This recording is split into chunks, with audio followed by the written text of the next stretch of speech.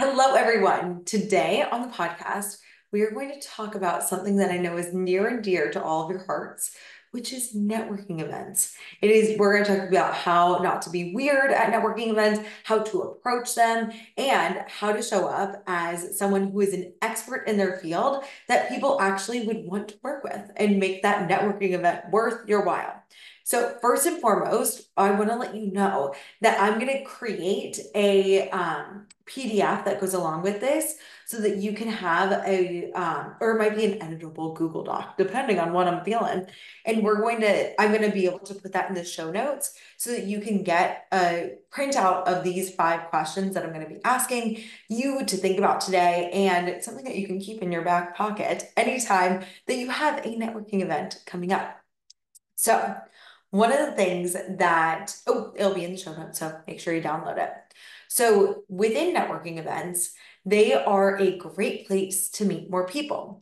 One of the main things that I talk about with you all is managing leads. It's making sure you've got new people coming into your network, not just nurturing your current network. And that is literally what a networking event is designed to do. It's designed to grow your reach, expand, and show you more people that you can help.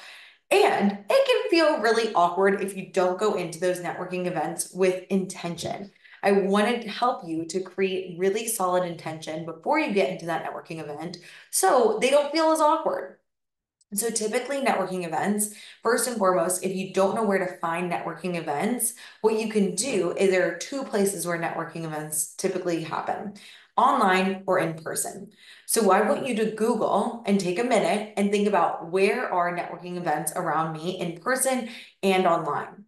They're ones that are online where everyone will typically get a chance to speak, talk a little bit about what they do. There might be a guest speaker that you could sign up for, and they're very easy to find when you just look for them. So for instance, if I Google right now, networking events, and I'm literally doing it, Raleigh, I literally just get a calendar that Google says, and there's like this women in business event that's happening tomorrow. There's a business after hours one. There's a Raleigh career fair. There are so many different events.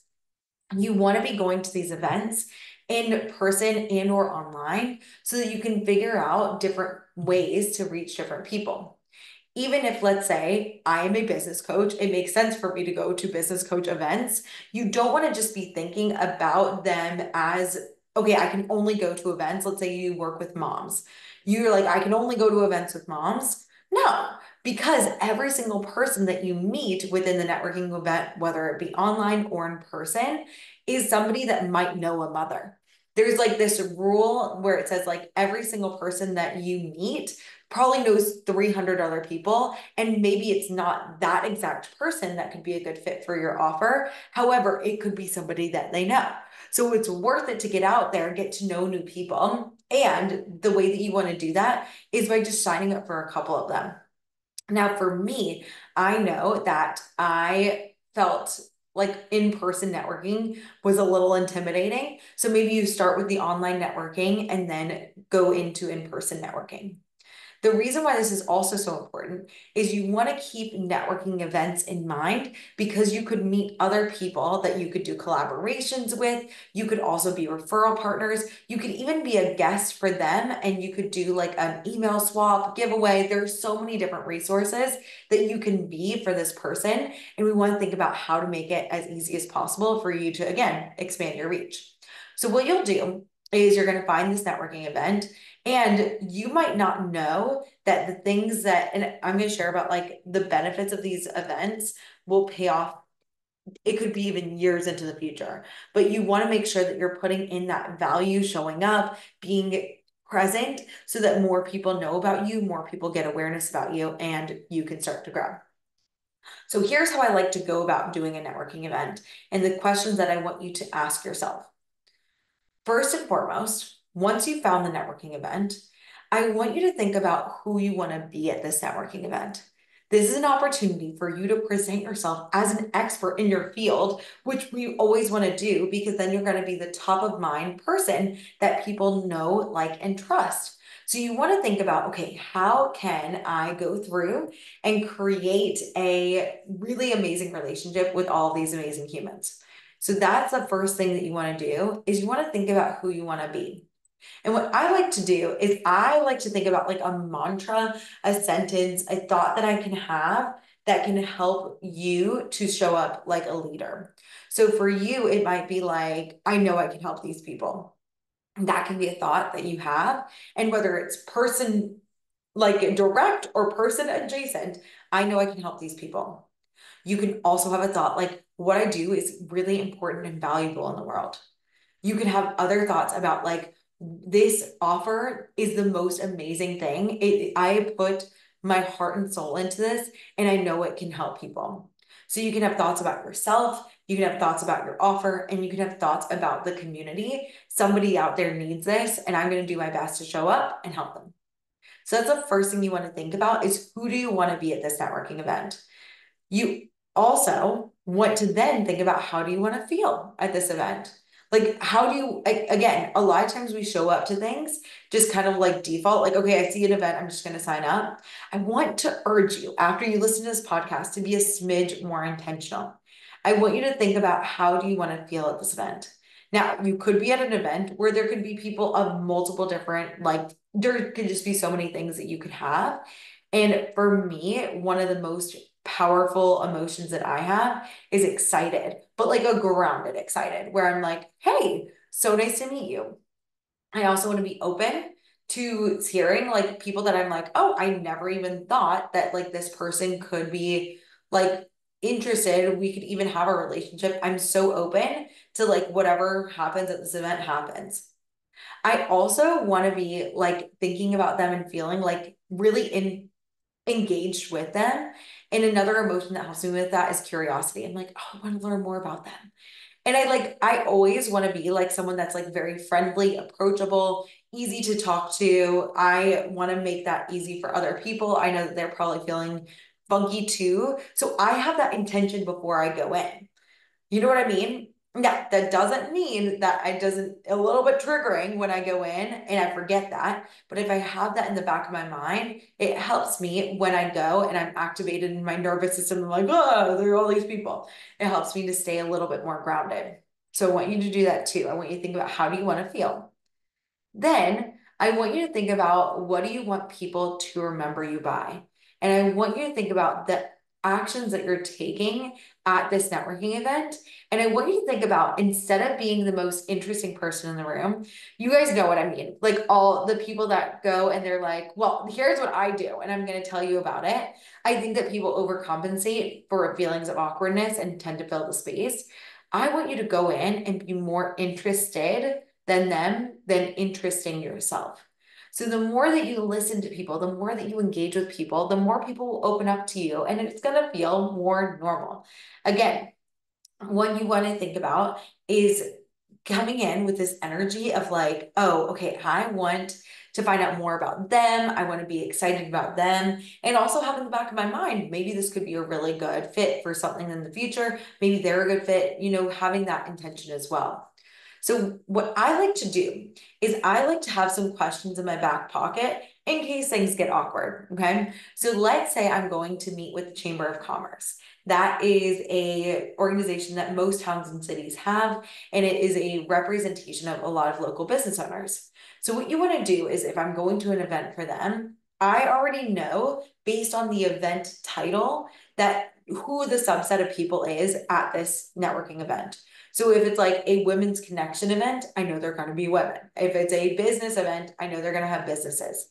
So what I want you to do is I want you to come up with 5 questions about the subset of people who are attending this and have it in your back pocket so it's ready to go and ready for you.